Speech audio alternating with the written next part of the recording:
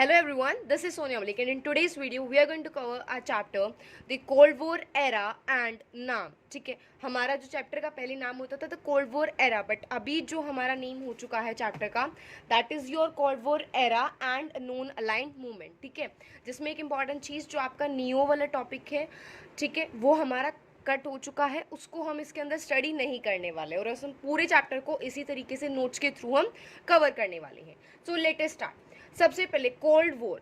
देखो cold war मतलब क्या समझ में आ रहा है हमें इससे देख के. देखो कोल्ड वॉर मीन्स कोई लड़ाई रही हुई. ठीक है, कोल्ड मीन्स वो ऐसी लड़ाई जो कभी भी हॉट नहीं हुई, मतलब उसमें कभी भी वेपन्स का यूज़ नहीं किया गया.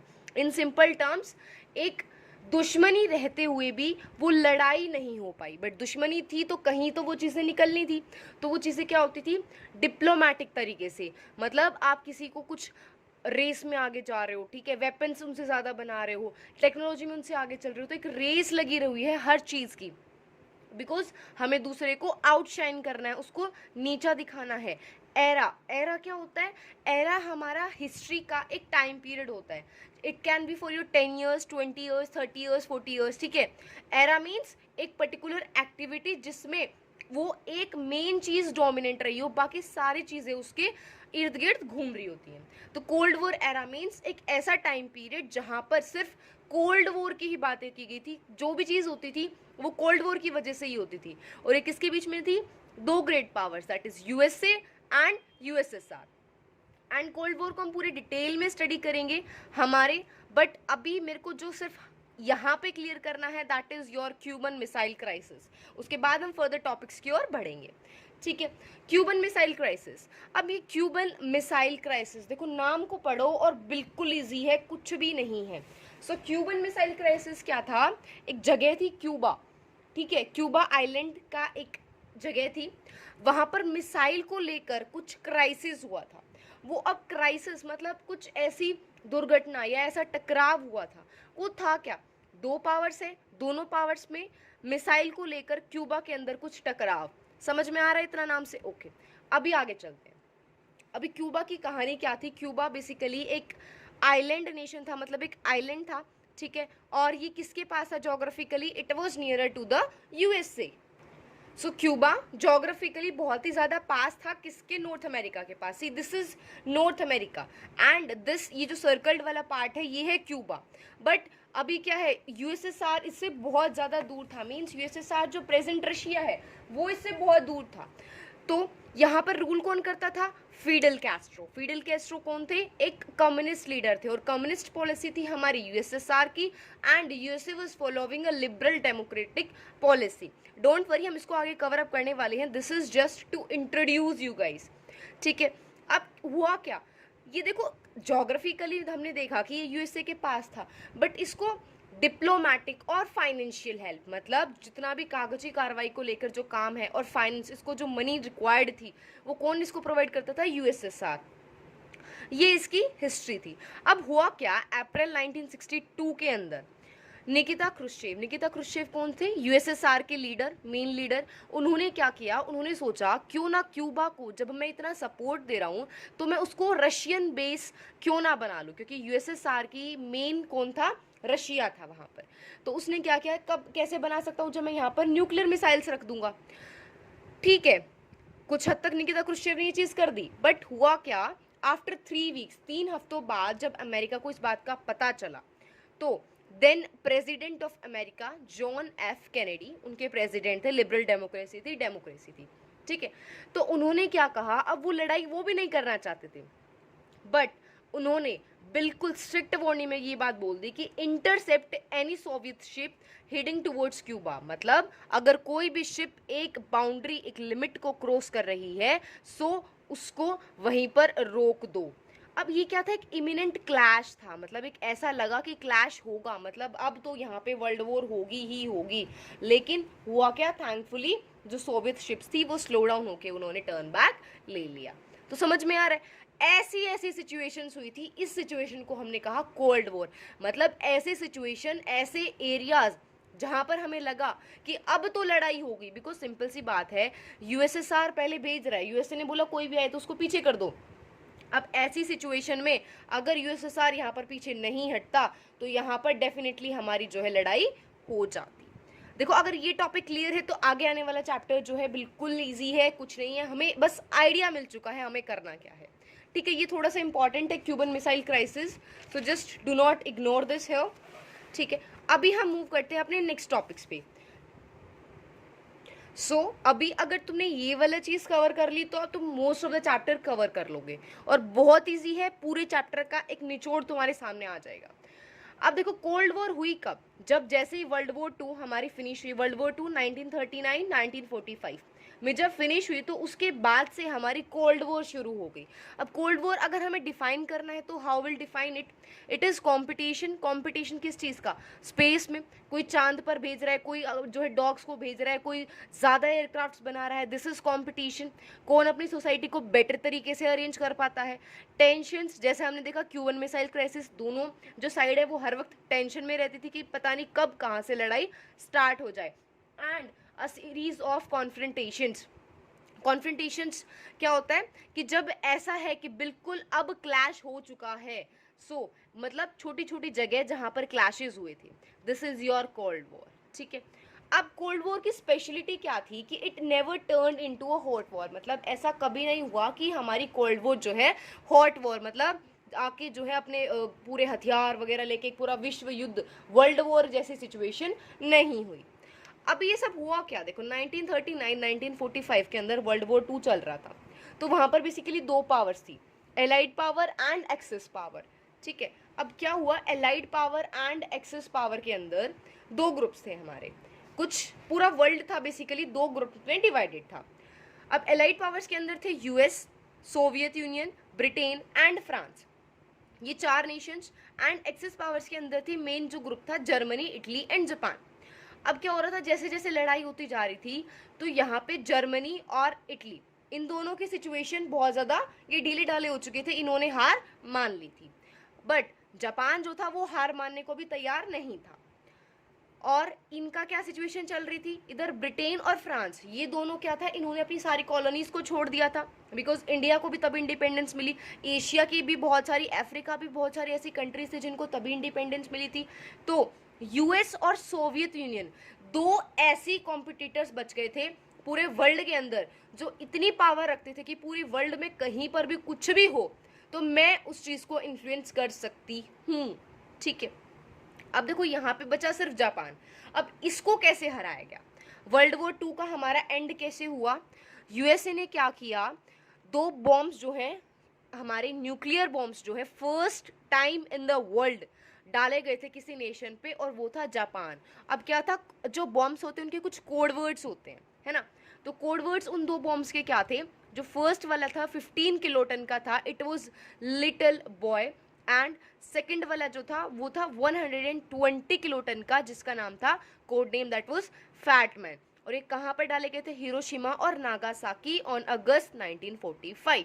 ठीक है, अब जितना मासिव डिस्ट्रक्शन के बाद जापान ने सरेंडर कर दिया था, तो तीनों पावर एक्सेस पावर हार गई, दो पावर बिल्कुल डाउन, बची सिर्फ दो। अब देखो जब भी दो पावर हो जाती हैं तो उनके बीच में कन्फ्लिक्ट आता ही आता है कि हम दोनों में से कौन सा सुपीरियर है। अब ये जो एक्शन था यहाँ पे यूएसए का, इस एक्शन के बाद बहुत सारी चीज़ें चेंज हो गई। अब इसकी दो चीज़ें हुई, कुछ तो इस एक्शन को सपोर्ट कर रहे थे, कुछ इसको क्रिटिसाइज कर रहे थे, कुछ कह रहे थे अच्छा किया है, कुछ कह रहे थे नहीं बहुत गलत किया है। तो जो लोग इसको सपोर्ट कर रहे थे उन्होंने क्या कहा कि it was necessary to end the war, ये बहुत ज़्यादा ज़रूरी था, क्योंकि अगर हम ऐसा नहीं करते तो जो अमेरिकन्स और अलाइड लाइफ्स यानी कि जो इनके साथ वाले नेशंस हैं उनके जो सोल्जर्स हैं वो अपनी लाइफ और ज़्यादा उनको डेंजर में नहीं डाल सकते थे, हमें जल्दी से जल्दी इसको फिनिश करना था। एंड अब जो इसके क्रिटिक्स थे उन्होंने क्या कहा, उनके अकॉर्डिंग क्या था, देखो क्या था कि यहाँ पे ये जो सारी कंट्रीज़ है ना, जब इनको हरा रही थी तो इनकी कंट्री के अंदर जाती और वहाँ पर अपना रूल एस्टेब्लिश कर रही थी कि वहाँ पर जितनी भी पावर है उसको ले लो, जितना भी पैसा है वहाँ से ले लो, टेक्नोलॉजी है उसको ले लो, तो मतलब ये और ज़्यादा पावरफुल बनती जा रही थी। अब ऐसा ही यूएसएसआर भी कर रहा था, यूएसए भी ऐसा ही कर रहा था, बट अब अमेरिका को ऐसा लगा कि यूएसएसआर ना कुछ ज़्यादा ही फ़ायदा उठा रहा है, जब हम लड़ाई बराबरी की कर रहे हैं तो यूएसएसआर को ज़्यादा प्राइज क्यों मिल रहा है, तो यूएसएसआर को डराने के लिए कि तुम रुक जाओ, मैं तुम्हें सावधान कर रहा हूं कि पॉलिटिकल और इकोनॉमिक गेन्स मीन्स वहां पर पॉलिटिकल पावर, ऐसे लीडर्स को बैठाना जो यूएसएसआर की बात मानेंगे या फिर खुद की कंट्री के अंदर उनको इन्वॉल्व करना। और इकोनॉमिक गेन कैसे, वहां की डायरेक्टली इनकम को लेना, ठीक है, उनके रिसोर्सेज को एक्सप्लॉइट करना। तो ये सारे बेनिफिट्स ना लो, उन्हें स्टॉप कर देने के लिए वहीं पे कहा, एशिया के अंदर। और मॉस्को क्या है यहाँ पे, रशिया की जो यहाँ पे बेसिकली एक मेन सेंटर था जहाँ पे उनका पावर बेस था, it was Moscow.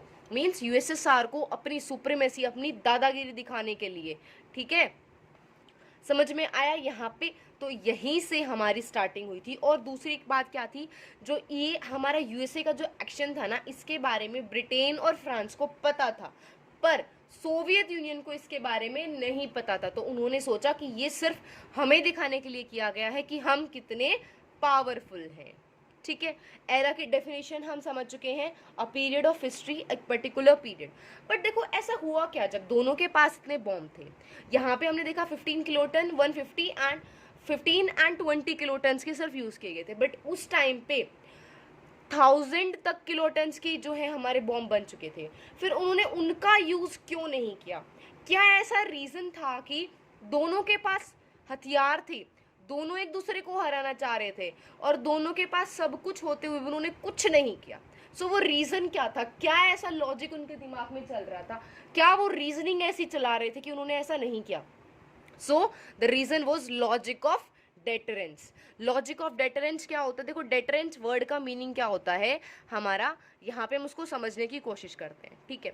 Logic of deterrence एक ऐसा लॉजिक था कि ग्रुप ए और ग्रुप बी दोनों के पास इतनी पावर है, इतने हथियार हैं कि अगर ग्रुप ए ने ग्रुप बी पर हमला कर दिया और ग्रुप बी, ठीक है, जख्मी हो जाएगा, लेकिन उसके पास इतने हथियार होंगे कि वो ग्रुप ए को फिर से पूरी तरीके से तबाह कर सकता है।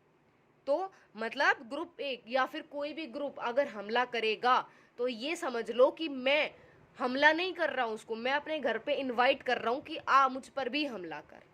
और कोई भी पॉलिटिकल बेनिफिट्स ये जस्टिफाई नहीं करेगा कि आप जस्ट पॉलिटिकल गेन्स के लिए अपनी सोसाइटी के लोगों को, अपने नेशन के लोगों की बलि चढ़ा दो।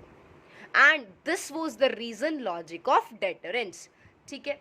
तो दोनों साइड्स के पास पावर थी, बट उन्हें एक रैशनली बिहेव करना था, और ऐसा नहीं था कि अगर वो लड़ाई कर देंगे तो कोई एक विनर बचेगा। मतलब जीत तो होगी, बट जीत होगी उनकी न्यूक्लियर वेपन्स की, क्योंकि सिर्फ वही बचेंगे फिर, क्योंकि ह्यूमंस नहीं बच पाते ऐसी लड़ाई के बाद, ठीक है। Cold war era we have covered up. So अभी क्या हुआ कि हमारा जो पूरा वर्ल्ड था वो ब्लॉक्स में डिवाइड हो गया। ब्लॉक्स मीन्स पार्ट्स के अंदर पूरा वर्ल्ड डिवाइड हो जाना। बट हमारे यहाँ पे क्या कॉन्सेप्ट आया? बाइपोलैरिटी। बाई मीन्स, देखो हम सब्जेक्ट्स पढ़ते कई बार, bilingual, bi means two, lingual means languages, तो सिमिलर।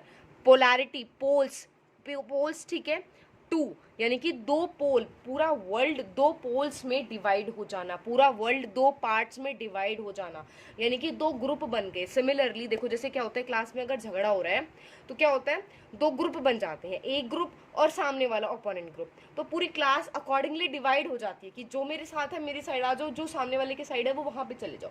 तो ऐसा कुछ होता है। तो सिमिलरली हमारे वर्ल्ड में हो रहा था। तो अब क्या, वो वहाँ पे ग्रुप बनने लग गए भाई, जिसको दादागिरी चाहिए उसके ग्रुप में ज़्यादा मेंबर होने चाहिए। तो अब क्या करेंगे, वो कुछ कुछ अलग अलग ट्रिक्स अपनाएंगे। मेरे ग्रुप में आओगे तो मैं तुम्हें कैंटीन में लेके जाऊंगा, मेरे ग्रुप में आओगे तो मैं तुम्हें क्लास टेस्ट के अंदर वो दिखाऊंगा।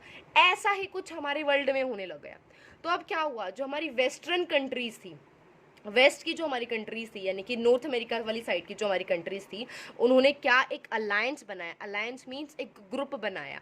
तो क्या बनाया उन्होंने? NATO, that is North Atlantic Treaty Organization उन्होंने बनाए इन 1949, जिसके अंदर 12 स्टेट्स को नाटो का मेंबर बना लिया गया। अब ठीक है, बना लिया, कुछ मोटिव होना चाहिए ना उनका। तो उन्होंने क्या कहा कि अगर एक नेशन पे आपने अटैक करा ना, तो हम समझेंगे आपने हम सब पर अटैक किया, और हम सब आप एक पर मिलकर अटैक करेंगे। तो सामने वाला डर गया कि भाई एक पे अगर मैंने एक बच्चे को पीट दिया तो 12 बच्चे उठ के आएंगे सारे मेरे सामने। और दूसरा उन्होंने बनाया सीटो, सेंटो। ठीक है, साउथ ईस्टर्न में, सेंट्रल ईस्टर्न एरियाज के अंदर। बेसिकली ये वर्ल्ड के एरियाज की बात की जा रही है कि किसी ने ईस्ट में बनाया तो किसी ने वेस्ट में बनाया। अब इसी को जवाब देने के लिए हमारा यूएसएसआर कहाँ पीछे था, तो उसने ईस्टर्न के अंदर, ईस्ट वाले रीजन्स के अंदर उसने क्या बनाया, वार्सो पैक्ट 1955 के अंदर। और उसने अपना मेन मोटिव क्या रख दिया, मैं नाटो को काउंटर करूंगा। मींस अगर नाटो उठकर आता है तो वार्सो, मैं उसका जवाब देने के लिए तैयार हूं। दूसरा फिर उन्होंने क्या किया, जब यहाँ पर सीटो सेंटो बनी तो हमारे यूएसएसआर ने नॉर्थ वियतनाम, कोरिया, इराक, इन सब के साथ अच्छे रिलेशनशिप बनाने स्टार्ट कर दिए। अब देखो समझ में आता है कि जो हमारी छोटी छोटी स्टेट्स थी वो तो इनके साथ मिल जाएंगे।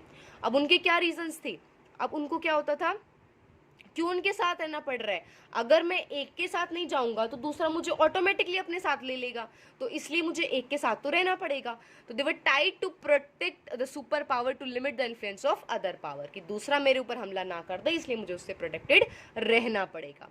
और दूसरा इनको क्या मिलता था, promise of protection, weapon and economic aid. Protection किससे, जो इनके लोकल नेबर्स होते थे, कि ठीक है जैसे इंडिया का लोकल नेबर हमारा ओपोनेंट कंट्री कौन कह सकते हैं हम, पाकिस्तान, हमें उसी से मेन टाइम हमारी ऑलमोस्ट फाइट होती रहती है। तो अभी क्या हुआ, यहाँ पे समझ में आता है स्मॉलर स्टेट्स जो है वो बिगर स्टेट्स के पास आना चाहेंगे, पर बिगर स्टेट्स जिनके पास इतना पैसा है, इतनी पावर है, वो क्यों छोटे स्टेट्स के पास आना चाहेंगी।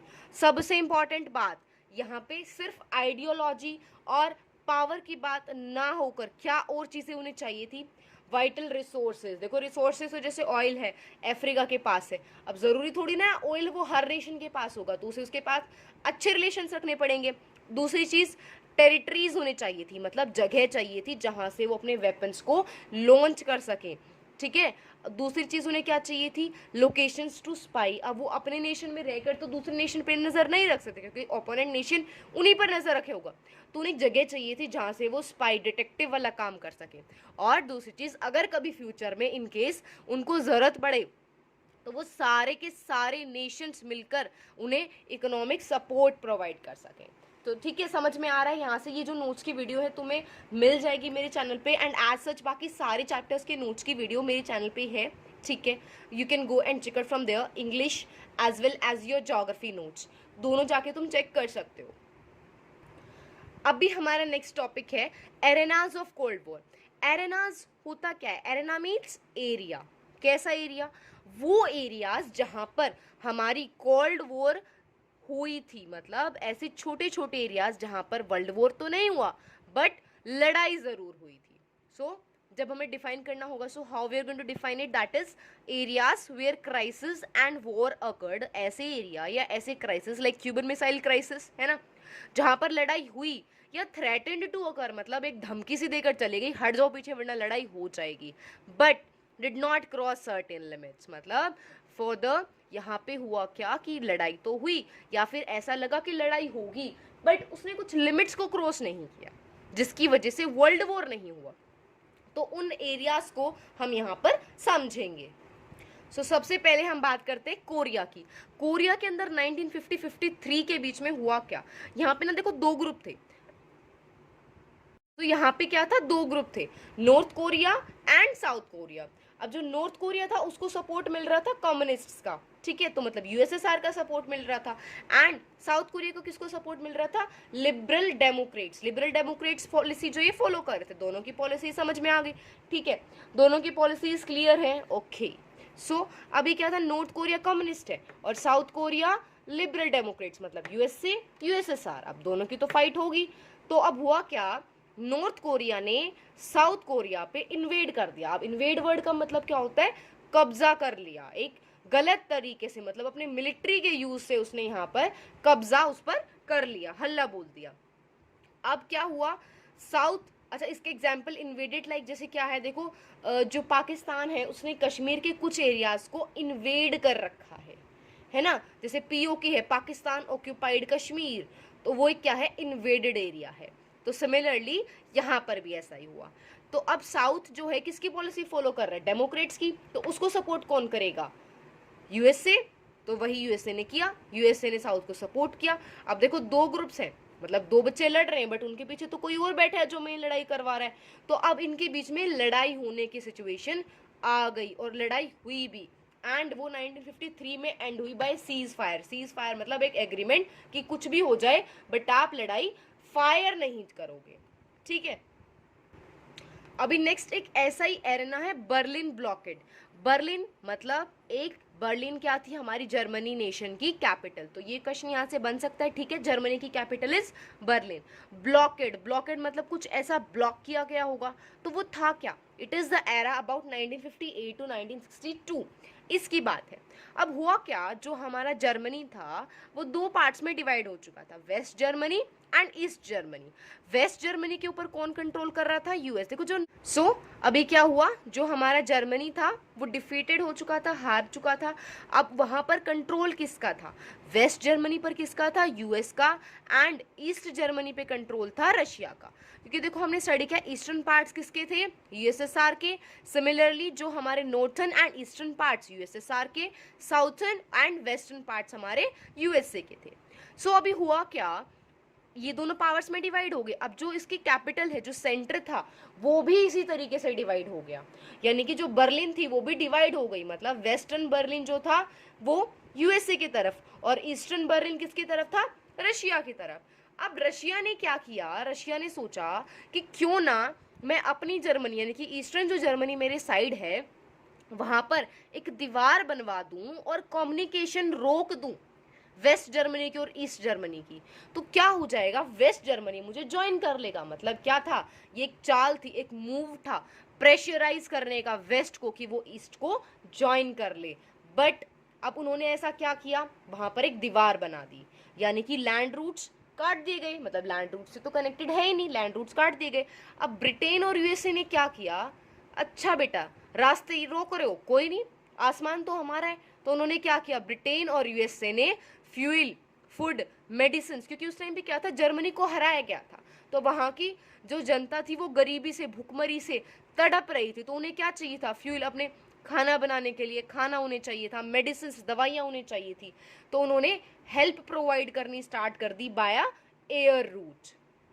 अब यहाँ पे ऐसी सिचुएशन में तो क्या करना चाहिए था, जो हमारा यूएसएसआर है उन प्लेन्स को शूट कर देना चाहिए था, बिकॉज अगर उसने दीवार बनवाई है मतलब वो नहीं चाहता यूएसए की कोई भी हेल्प बाय ट्रक्स या कोई भी लैंड रूट के थ्रू वो आए।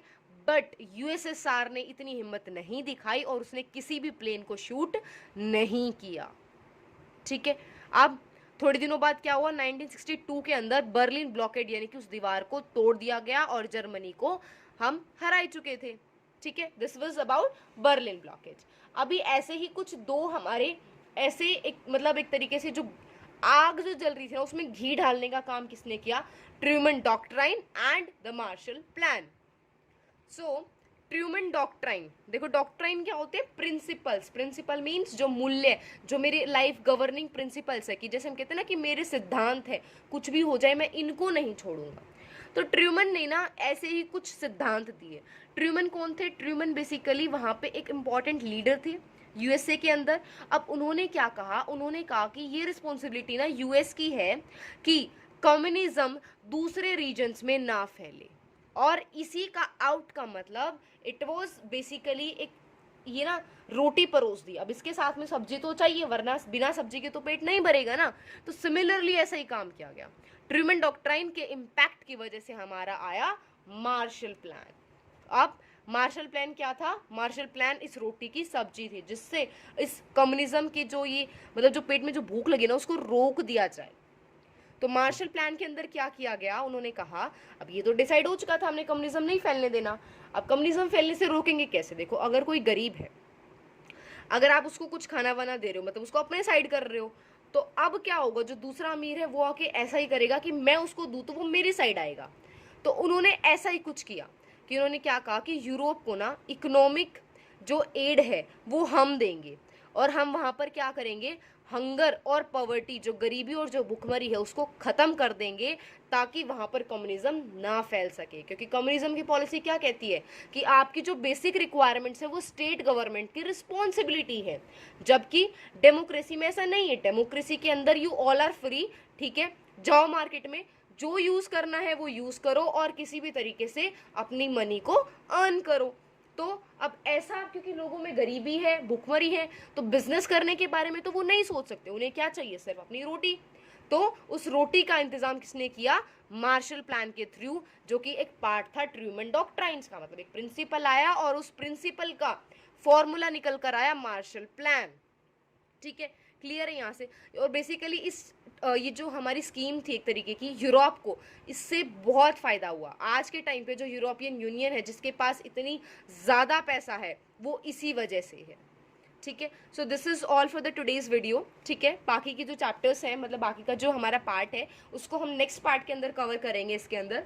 ठीक है, and do subscribe my channel and share it with your friends, so that works as a motivation for me. Thank you.